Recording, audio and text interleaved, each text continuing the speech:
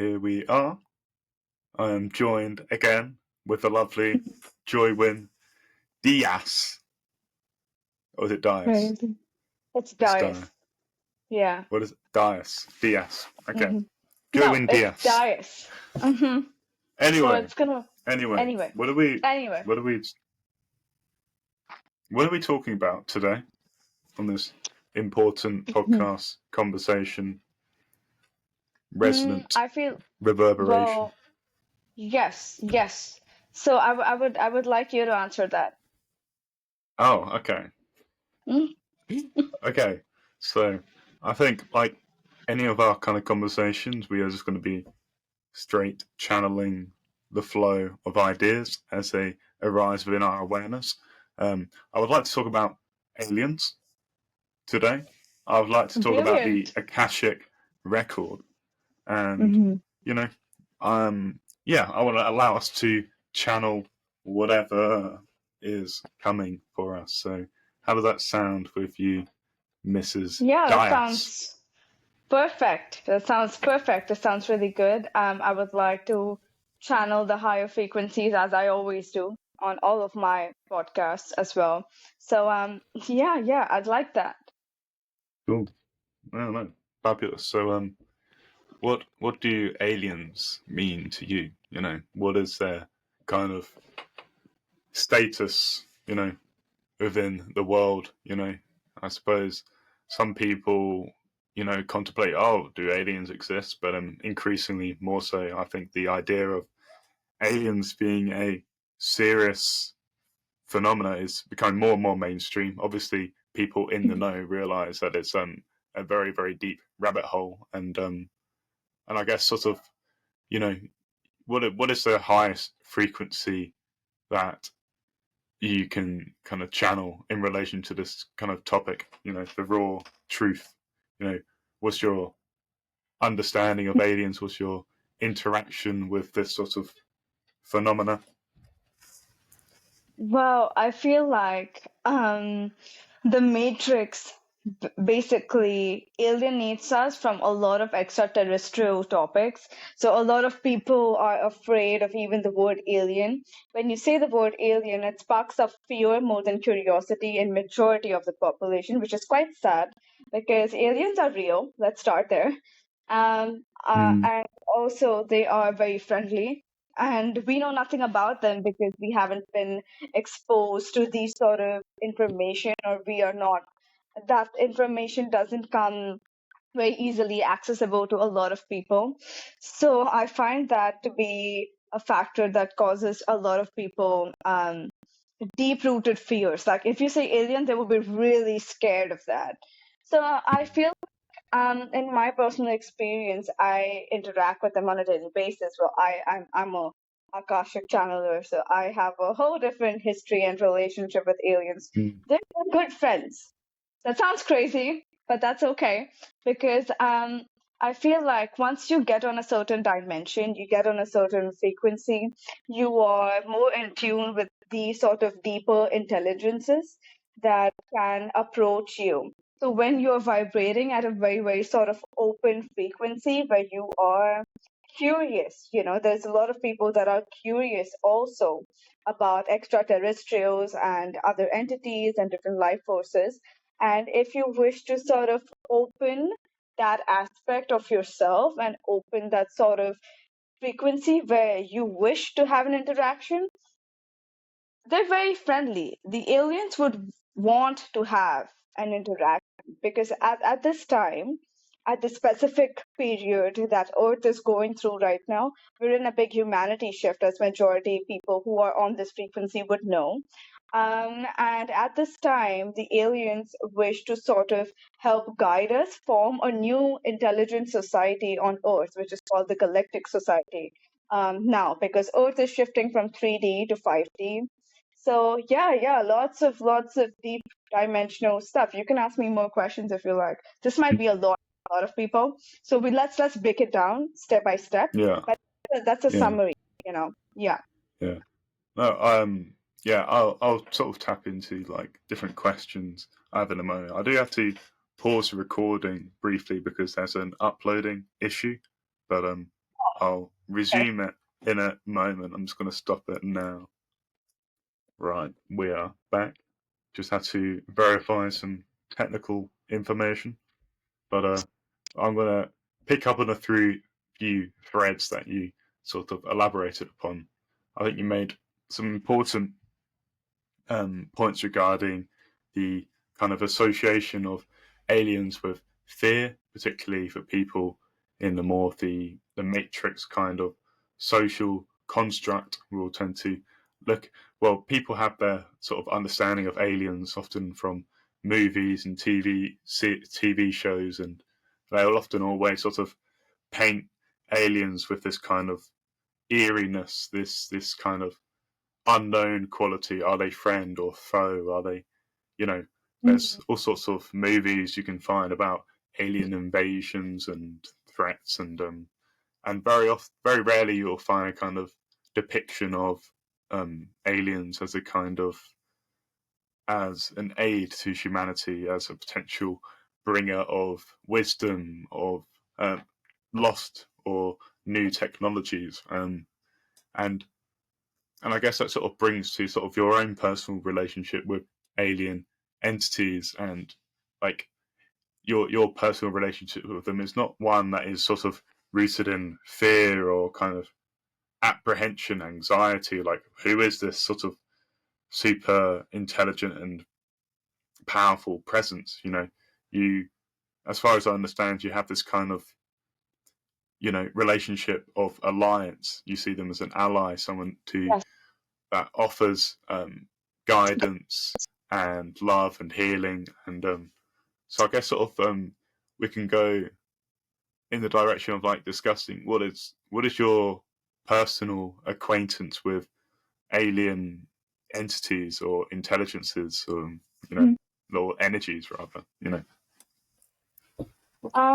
Yeah, of course. So for me, it's more so that I happen to be a star seed guide. So what that means is it's my sort of sole purpose to connect the ethers or the Akashic as we know it, and the astral realms and the earthly plane. So I am somebody that is more inclined to the element Akashic, which is space.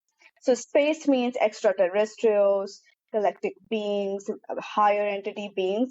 I channel them fluidly because that is my one of my gifts, to be in contact with them, because I am a unique frequency that can hold their informations in.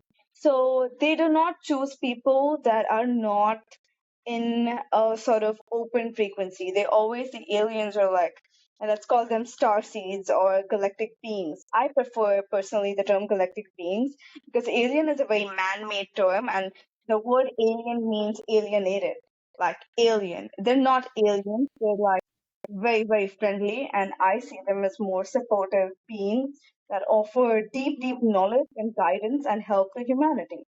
So, as far as my interaction with these collective beings, it happens more so very, very often for me because I have established a stronger sort of relationship and bond with them through means of meditation, through eliminating my own doubts, insecurities, and fears regarding these other beings. And they have presented themselves to me physically, like in presence. Like when I meditate, I can hear them, I can see them. And they speak a different language because they are not humans. So they will not speak Spanish, they will speak light language. It's not going to be like a human interaction for a lot of people because they must be curious about how these interactions work, or like how do you speak to them, what do they sound like, what do they look like. It's not like the movies are very far-fetched, drastic sort of weird version of the collective beings. Yes, a lot of them look similar, but yeah, there's a lot going on in the extraterrestrial category. So in my experience, I have come across a lot of beings from Lyra, or like Lyrans and Orion. That is a particular constellation that I am more inclined towards and drawn towards. So those beings, the Syrians, as you call them, they approach me.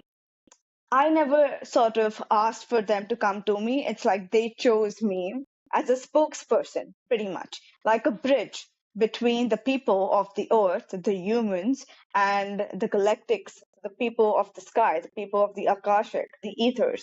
So I basically speak for them and they speak through me. Like I am a medium for them. So that is more information regarding my relationship to them and my sort of purpose in doing what I do here. So yeah, I'm open to more questions if you like. Mm. So like you mentioned at the beginning that uh, they will only make contact with people with the sort of the frequency and the openness and the receptivity to hold that.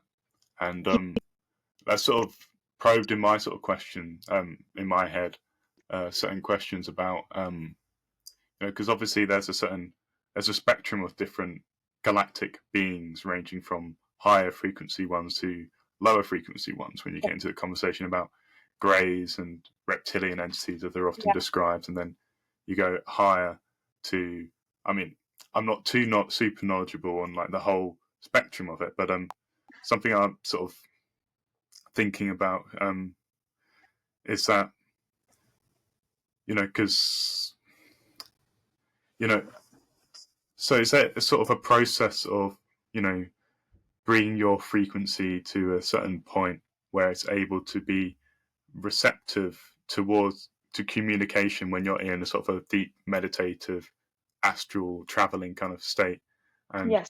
likewise if you're not in a particular frequency, if you say there are like hints of say fear, lower kind of frequency, does Hmm. that create in you a kind of a tendency to attract a lower kind of galactic being?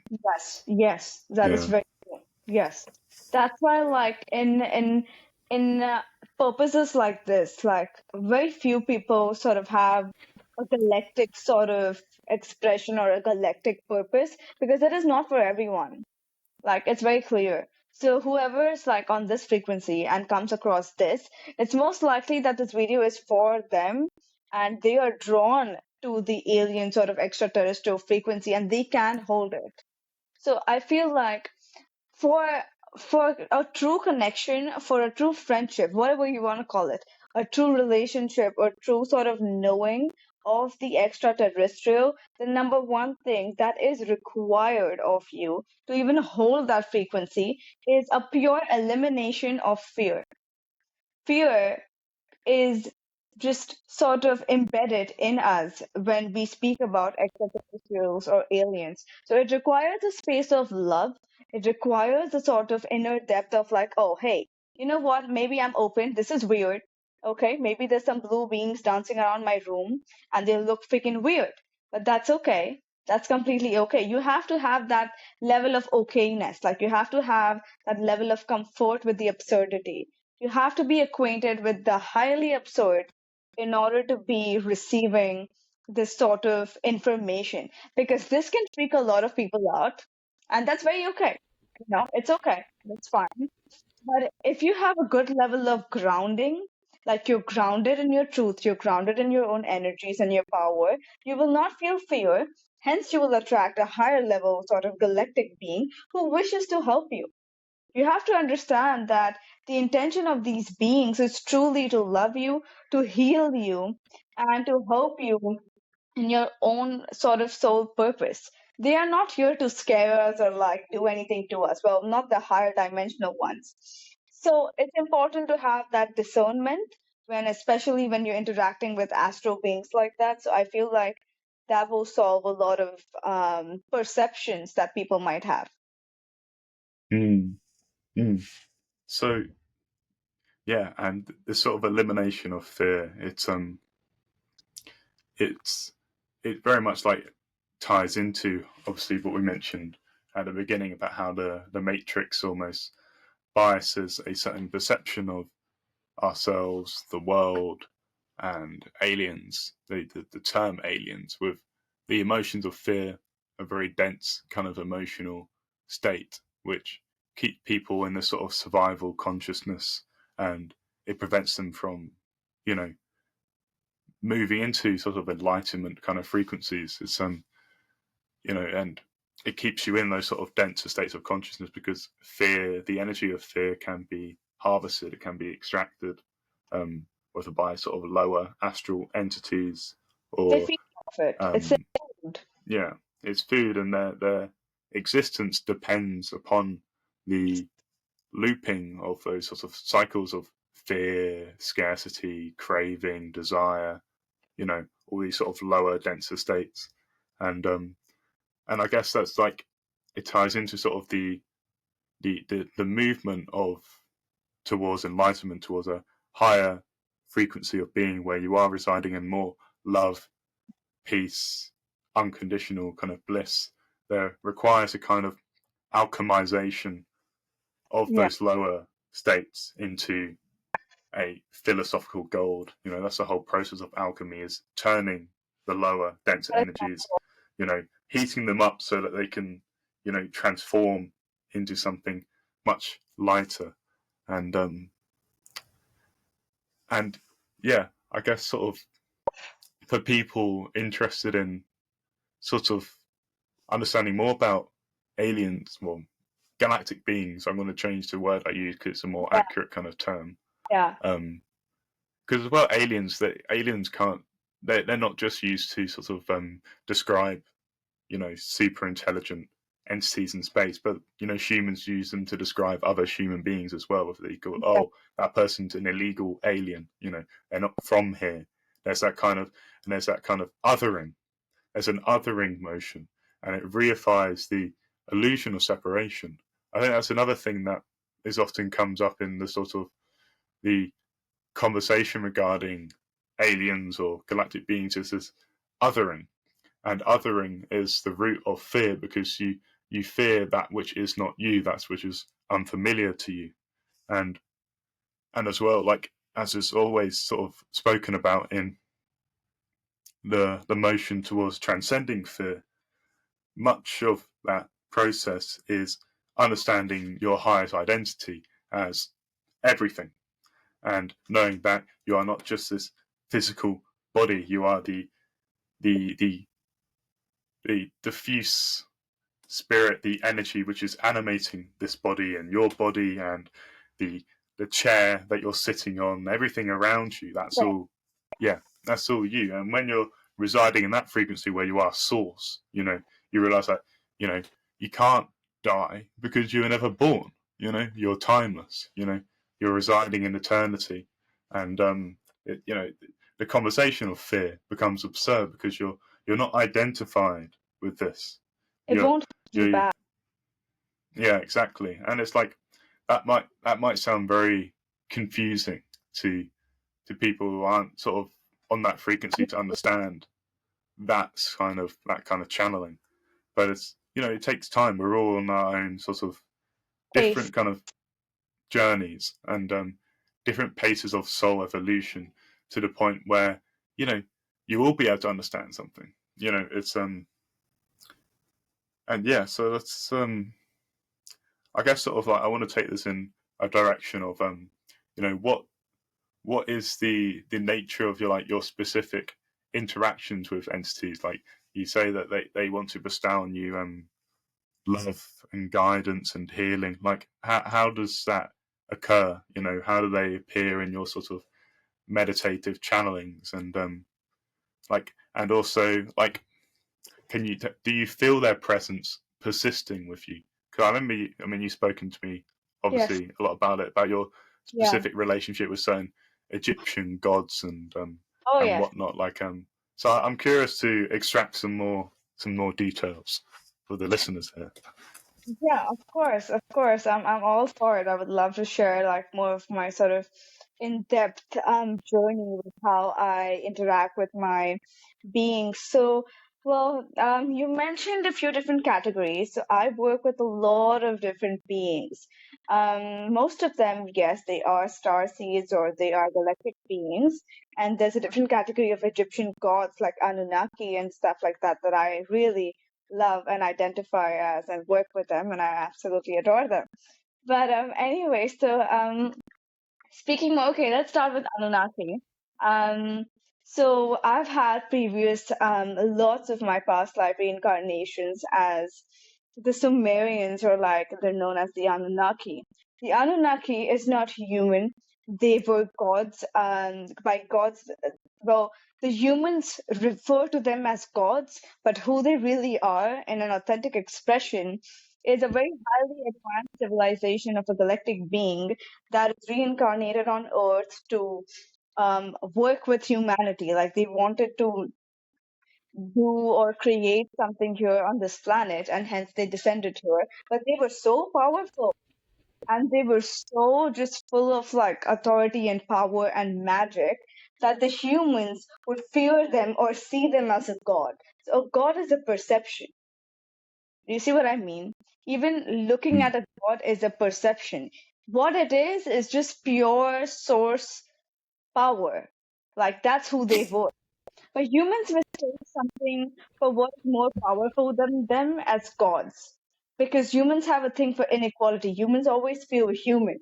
They don't feel like they have that sort of divinity. That's the problem even with the Matrix right now. There is the illusion of separation because I feel like we have forgotten the gods within ourselves. We see God as a higher entity and we see ourselves as human. That is not an illusion of separation, but that is a physical separation that we are choosing to create with a false identity like that. We are all gods. The divinity doesn't have a specific hierarchy. Everything, everyone is divine. So when you come from that sort of a consciousness, it is more easy to be receptible to these sort of beings, because it is not that, oh, this being is a god and I'm speaking to like this Egyptian god. No, I'm speaking to another aspect of me floating in the astral who is just a different reincarnation. So it's chill. It's very chill. It's like Mm. you're talking to another version of you. It should be like that versus more like, Yeah. oh, it's a deity. Oh my gosh, I'm speaking to a goddess. Let's say I'm speaking to the goddess Iana, or like other goddesses. But then it's more like you are a goddess yourself, or a god. You have that within you. So the first thing is to identify yourself as one, because you are one. And when you do that, you blend the bridge. You blend the gap between the divine and you are divine. And in that space, the beings come to you as an equal. So they approach me not as a human, they approach me as another being, because I myself am one. So our interaction is more on the same level. So I don't ever feel alienated, or I don't feel like, oh, I'm connecting to this astral being. No, I am connecting to myself in another form that wants to guide me and help me. Hence, I don't have fear, because you cannot fear something that you are. Like that Mm. doesn't make any sense. Like you cannot fear yourself. Like if you come from a strong source, you come from a strong sense of yourself, and you come from a strong relationship with spirituality or divinity, or like whatever you believe in, magic, okay, anything, that base is required. You need a foundation before you can reach the skies. Like you have to have that grounding. That is something like I feel very, very channeled and called to stress on for the collective that is watching this frequency, because I believe that whoever is on this frequency really needs to be very much grounded in order to have a higher quality experience or even an interaction with the galactic being. So for me, it has grown. I have always been very familiar with them, but they have grown in interaction to me. They've been speaking to me a lot more lately because that is my purpose, and I am to speak more about them, and they come through me as a vessel to speak. So I see. Okay, let's pick the Pleiadians, for example, because the Pleiadians have been visiting me in my dreams lately since a few days, like me and few of my other friends we were channeling recently. And the way they come to us is basically through feeling, through the sixth sense of pure feeling. And for me, it's also visuals. Like when I close my eyes, okay, I can see the Pleiadian energy. It's an energy, it's not faces or I don't know, like different things for me. For me, it's pure energy. I see the silhouette of the Pleiadian form. I see flux. It changes shape for me. Like they are not stationary things. It's like abstract sort of energy blobs that move around in a specific shape, and they have a certain kind of aura, a certain kind of radiance, and a certain very strong energetical feeling. So for me, it's definitely more feeling. And as I connect to them, I hear them through, like, I have a telepathic sort of connection with them. So they come to me and then they present themselves to me. And if I close my eyes, I can, with my hand, I can sense where they are standing in the room. Like if they're close to me or they're standing at the corner or they're standing like here, I can tell where they are. So yeah, that's something really interesting for me as well, in my observations. So, and they come to me when they have to bring in certain level of higher dimensional information for the collective.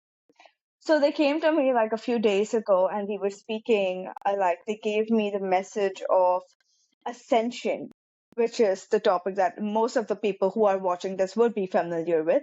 And if you're not familiar with that, it's most of this process of you shedding your materialistic sort of 3D version of you and ascending into this higher state of pure love and higher dimensional consciousness.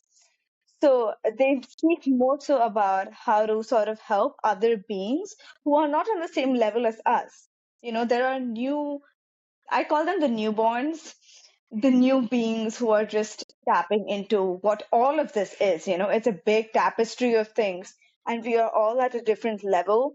We are all at a different pace, and we must sort of help other people understand what this is all about. So they were teaching me more modalities, more healing modalities, and they were working on sort of healing my own energies and how to sort of uh, get me more connected to them through crystals and more sort of divination tools and stuff like that. So I have like a very, it's like meetings for me. Like I meet them and it's a long interaction. Sometimes I'm conscious and sometimes I'm not conscious. So it could happen in my sleep. And I would feel very rejuvenated after I wake up, and I would have all these ideas and inspiration and just more sort of specific topics that I am inclined to speak towards. So that's how I know that I have been visited by the Pleiadians, because I would wake up with the feeling of the color blue. The Pleiadians are very blue and just this royal sort of just light blue sort of whitish energy. So I identify each different galactic being with the color and the energy. Yeah, that's a lot. Mm. No, there's a lot to go there. Yeah, so you spoke about how there's like a variety of different modalities in which they communicate with you. Yeah, You pointed out the sixth sense of pure feeling, right. and as well the how I they think can also sentience. Yeah, clairsentience is like feeling, I think. Yeah. Like, clairsentience. yes, the clairsense, Yeah, how they communicate with you. interesting, interesting. And then you also describe various sort of visual elements of them perceiving the and seeing the light, and changes that they can appear as sort of light orbs almost, Abstract sort of and fluxing energy. abstract, yeah. Yes. And is there kind of is there also a sound component? Like, what do you hear when you're in these sort of frequencies? Yes, so for me, it's more so the sound changes. So for me, because I'm not the sort of channeler that channels when I am on an earthly plane. So for me, it is less sound because I am transported there. I leave my Mm. body. Like a lot of people stay in their body and channel, those people are more grounded. But because my element is galactic, Akashic, I leave my body and I am there with them in that space, in that dimension. So I am not I shift dimensions. So in that duration, I don't hear any earthly sounds. So you know how earthly sounds can be like a scratch or a whisper. I don't experience that. I experience a straight void.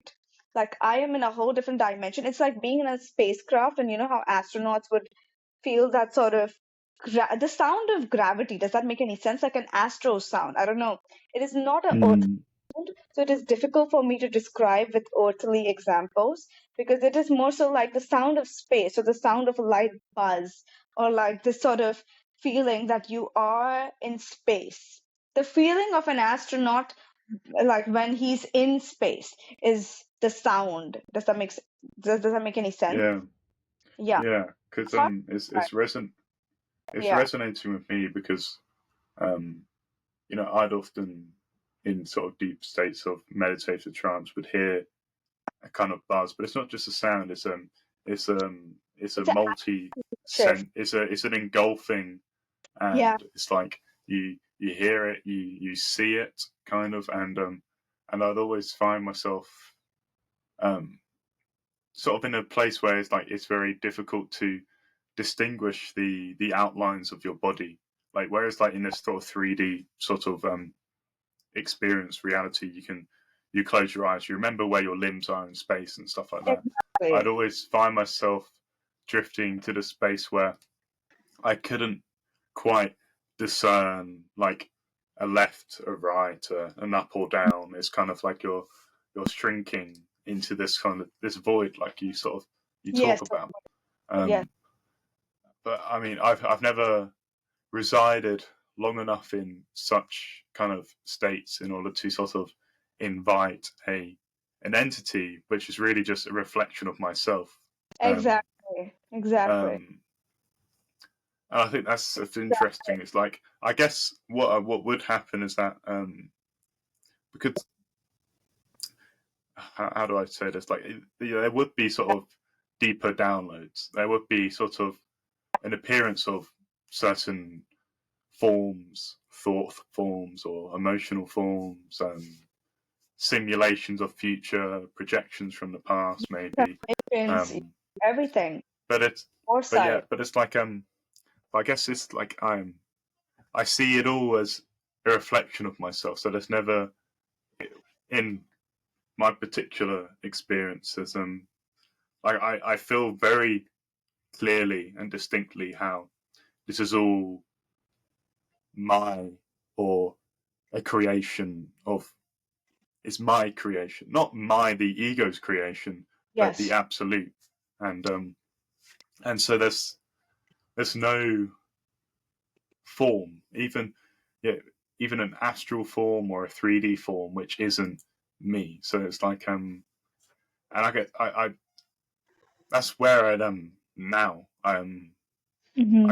I'd say like I can't remember the specific moment in my incarnation where it was like I realized this because it's like in certain Buddhist sort of documents, they talk about how you can enter the stream and then return from the stream back into the sort of lower frequencies and stuff. But but um, but then like you can, you know, you can become what's called they may call it a stream non-returner. That is like you're completely consumed in the now, and that's almost like a state of where there is no ego. The ego has dissolved. You see the ego as like something that never existed to begin with, and it's like it's could you often do hear about how people killing the ego or losing the ego, but Diminish you ego. can't. Yeah, but you can't lose what was never there to begin with. Ego is just Yeah. it's a particular form of organismic kind of perception. It's a Right. survival mechanism ultimately, and it's like it's such a deep survival mechanism that it can be very difficult for many souls to see beyond it. Yeah. And I think that that's why many people don't describe or don't describe sort of entity encounters. There's a particular subset of souls who are sensitive to that, and even more so in our modern sort of um, Society. Yes. society Yes. where the matrix is deliberately designed to keep people in that survival state of consciousness, to keep people in their egocentric perceptions, and to obscure the higher realities. Because when you sort of rise to those higher frequency realities, you see the absurdity of residing in those sorts of frequencies and stuff. So I actually but have it's like, yeah. So I'll let you ask your question. Yeah. Yeah. So I just wanted to highlight that could you, because you seem really knowledgeable about detaching from the ego and dissolving the ego, especially like because I've seen a lot of your podcasts as well. And I feel Have like, you? well, yeah. But anyway, um, this is what I was trying to ask. I don't want to get distracted. But I was, my question was, so how do you reckon one can dissolve ego, or like what are the different sort of healing modalities or practices in which one can put the ego in the back seat? Not the removal of the ego, but the sort of more prominence to your intuition. Like how can one put an intuition first and the ego second? How can you shift gears like that? Like what's your take Yeah. on that? What's coming for me immediately is an understanding and grounding in silence, because the egoless orientation, or the orientation from truth, is a orientation that is rooted in silence. And people often describe the flow state, for example, which is a state of consciousness that many people slip into when they're engaged in music or certain forms of work, something that is deeply enriching to their soul Passion, and is, what's that, sorry? passion, like Passion. Yeah, passion deeply that can, passionate. It's like, yeah. yeah, it's like, it's a mode of consciousness that is deeply meaningful to people who can fall into it. And it's often it's an egoless kind of state of consciousness, where there is a kind of silent and a one-pointedness of mind, where you are very focused and almost lost into the activity. You become one with the activity that you're engaged with. I think if people want to understand, um, in their consciousness, their sort of transitions from more egocentric states of mind, where, say, perhaps you're ruminative, you have a certain thought articulatory process going in your head, you're speaking in your head, maybe you're getting certain projections from the past where you're ruminating on certain past events, or you're sort of simulating the future, worrying about what's about to happen. Anything that is taking you into thought, thinking about the past, thinking about the future, and away from the now, that Mhm. is an You, egocentric state of consciousness, I suppose, where obviously there is the eternal silence underneath it all, but the ripples of the silence can create certain egoic forms, projections, illusions, Maya. Um, we the get flow away state. with that. Sorry, what's that? How do you get away from it? Yeah. Um, by building, and cultivating, um, a greater, a tighter attentional tether to the moment, to the now. Because, of Right. course, the now is the only thing that exists, but we often convince ourselves that there is something other than the now, you know. That's And yeah. it's like it's why in like meditation that often the first instruction is to focus on the breath, because one is always breathing, one is always going in and down. But um but often we neglect this, because our mind and our attentional energies are always caught up in the busyness of the day, with all the things that we have to do, the matrix activities and stuff like that. And if you don't afford yourself the opportunity to truly become one with the breath, um, and become one with the now, then Mm. you will, you'll forever, your perception will be forever looking at the world as though you're a separate entity, and Right. you will never see yourself as sharing the same essence of everything. Because, of course, in the now, You have everything. You have the table in front of you. You have the animals around you. This conversation. Everything is happening in the now. Everything, everywhere, all at once. But people don't identify with that. They identify as, I'm behind here. I'm like some force, this energy behind my eyes, and that's all not me. But it's another sort of analogy I use is to really hammer down this point is to Yeah. talk about dreams and to talk about people's dreams that they have when they sleep, and they can imagine this elaborate scene with all sorts of different people and entities and conversations that you have with other people. In the dream state, you're thinking, oh, I'm talking to a different person. But then when you wake up from the dream, you realize, oh, that was all in my head. Mm-hmm. Or I'm suggesting to take that one step further and say, this is all your creation. Exactly. Everything. It's all a beautiful and elaborate and endlessly complex creation. That's reality. That's form. That's Um, Maya, maybe if you call it. But so basically, you're saying that we are the creators of our own reality, correct? To tie that point down in more clarity, like you said, yeah, yeah, we are creators. We're also co-creators. It's like yeah, God or the Absolute. It wanted to lose itself in creation and weigh itself down, self-limit it down. So maybe it wanted to weigh itself down into the density of creation, into such a density that it wanted to forget that it was the absolute. It wanted to forget itself as absolute yeah, and become a kind of a player, kind of, yeah. A play. It's and a then play. exactly a play, and it's like to have the play run in such a beautiful manner. Yeah, It's required that certain players forget that they are the creators of the game. it's crazy. Yeah, it's like like an actor performing on the stage. They take on that role, like they're performing that role as the character. But of course, when they're performing, they get so swept up in the character, they forget they're really the actor. They forget they're really the entire stage and everything Yeah. going on. And but that's all I've got there. I suppose that's a Beautiful. That was very well channeled. I could tell that it's coming from like a very absolute sort of God source consciousness.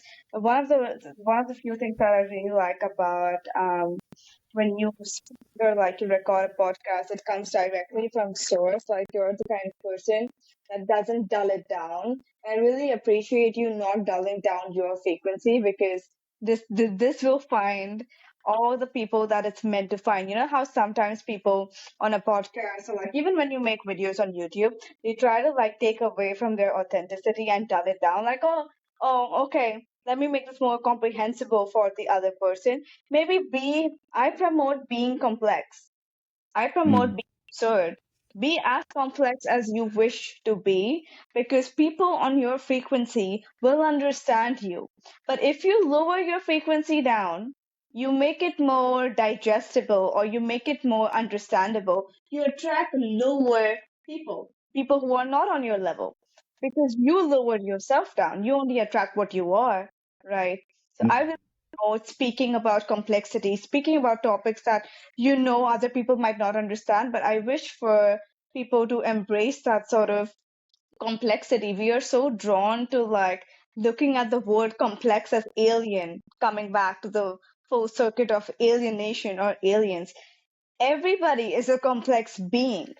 Simplicity is an illusion, technically, because there is mm, so much complexity. The universe is made up of very complex things. So I am sort of a lover of complexity. I do not believe in simplicity as much.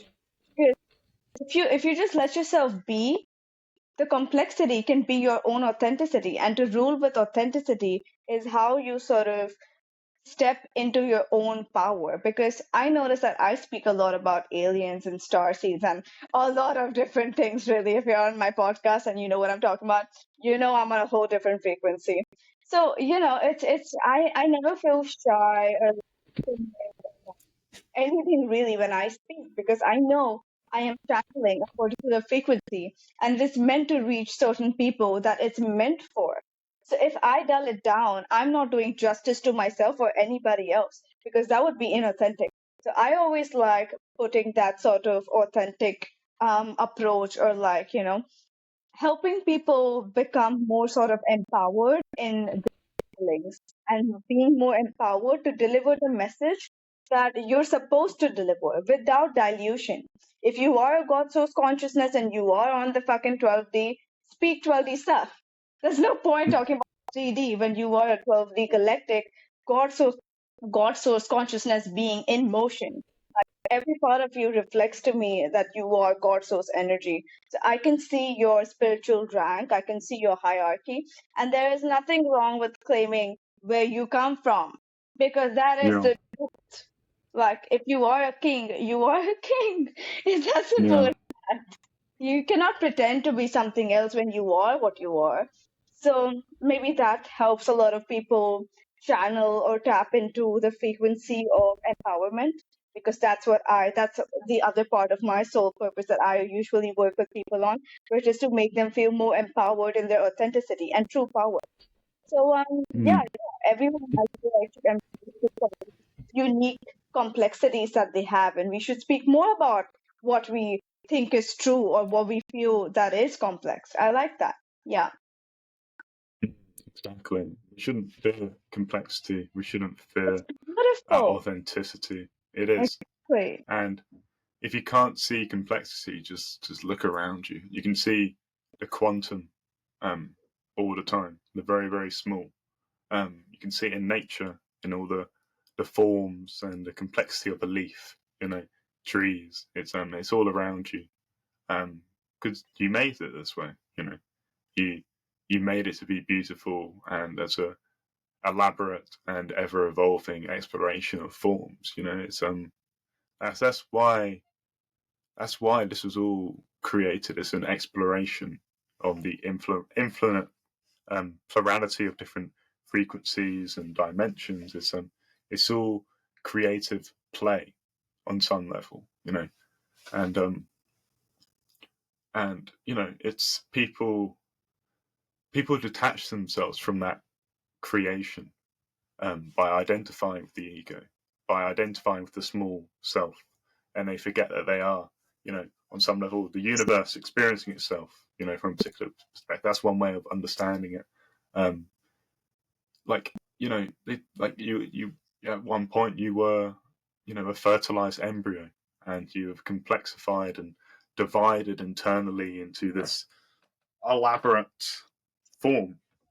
This that's life, the evolution of life, and it's Mhm. going to continue to evolve into all sorts of newer forms. And we are in the now, at the forefront of evolution.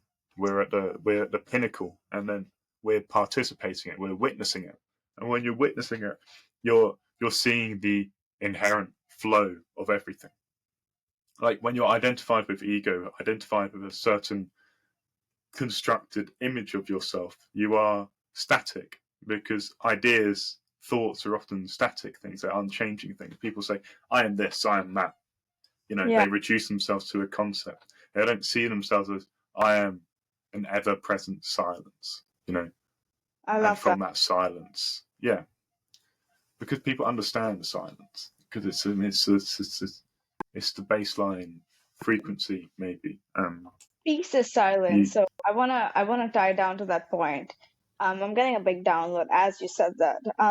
You mentioned the importance of silence, and you're all for it, because that is where I think in one of your recent quotes or something, you said the silence before the silence or something. Um, mhm. something like that, like the primal sound of silence. Sound, the primal sound before creation. Yes, the Yeah. primal sound before creation. I love that. I actually quite resonated with that. So I feel like this silence that we speak of, in other words, what we are trying to speak of is peace. Peace is like a synonym for silence. So when we say this ultimate silence, it really can be confusing to everybody. What is the silence that we speak of? What is this ungodly silence? Well, silence is just another version of peace. That is what it means to have peace, an absolute silence of the mind, silence of your surroundings, an absolute harmonized peace that dwells within your body at any given time that you wish for it to be there. You can dwell in that frequency of peace. You know how most people say that I just want peace. If you ask them what is something that you want most, they will just say it's just silence, just peace. It is not the world that is noisy because we create our own worlds, we create our own reality. So it is our mind that is noisy. So, how does one silence the mind? That's more so like I think would be a helpful tool for people to learn how to approach this primordial like silence. Like, how can you reach the gates of peace like that in such a chaotic sort of society and atmosphere? It can be hard sometimes to do that. Yeah, and I think that's like silence was something that was afforded to our sort of ancestors who are much more deeply embedded Exactly. and connected with nature. If you're living in like a city environment, it's almost like the entire design of the place is to constantly have noise. And being in such an environment where you constantly have the noise of traffic, cars, sirens, people all around you, that's it's a deep mismatch to our evolutionary past, where we would be able to sit in silence, we would be able to look out at the starry night at night and see all the Yeah. stars and Mm. not have polluted skies, not have planes constantly flying. You're just there with everything, and that's why it's particularly if you're sort of living in a city environment, it's much more difficult for you to tap into these sorts of higher spiritual frequencies because the entire energetical complex of your environment do not permit it. It's pulling you, it's seducing you into the lower frequencies of constant noise, constant clutter, constant anxiety, constant rushing. Everyone in the city, they're always busy. They're always Russian rushing about from place to place. I don't see the frequency. absurdity of that way of living. And that's why I guess like, if you're on a sort of ascension process, part of that process is taking an honest look at your environment that you're currently situated in and whether that environment is supportive of ascension or whether it is holding you back. And Back. the environment could not just be your physical surroundings, it could also be the food that you're consuming. This is a very direct manner in which people, you know, keep themselves trapped in lower frequencies, for consuming processed food constantly, food which isn't nourishing them, food which is keeping you in those sort of denser energies. I mean, something that you have been instrumental for me is guiding me towards Ayurvedic living. Ayurveda is it's a longevity science. It's literally it's or longevity knowledge. It's a knowledge of how to correctly nourish your body according to your specific constitution, your specific needs, and this sort of information is it's not given to you obviously in mainstream Right. conventional Yeah. education. People are taught to treat yourself to some fast food or treat Right. yourself to this processed packaged product with 50 different ingredients and all these different stabilizers and preservatives. Mm. We have a very perverted relationship with food, and it's sad, really. But that's how the matrix system reifies and supports itself. You see McDonald's advertisements, McDonald's billboards, Burger King advertisement.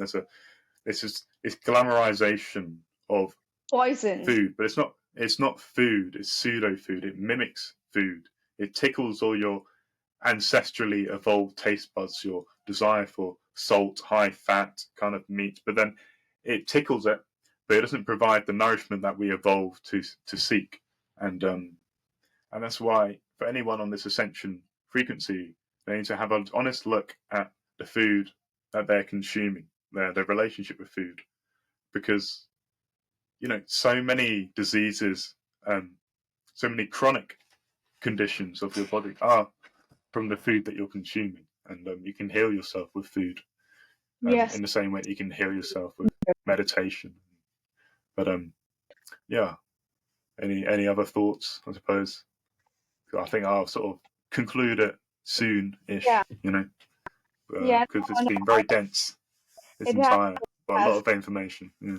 yeah, it really has been. I feel like I'm very satisfied with the topics that we chose to focus on, and it was quite potent. So I would like to leave it here and maybe like Yeah. continue in another episode for more stuff. But this has been really, really good Yeah. and very potent as always. Um, Fabulous. Well, Joy, yeah, it's always a pleasure. Always a pleasure. Um, I hope everyone else enjoys the rest of their day. I hope it's been yes, enjoyable. Some resonant conversations. We'll be back very, very soon, very soon. of course. Very soon. Anyways, goodbye, everyone. Bye. Goodbye. Bye. Bye.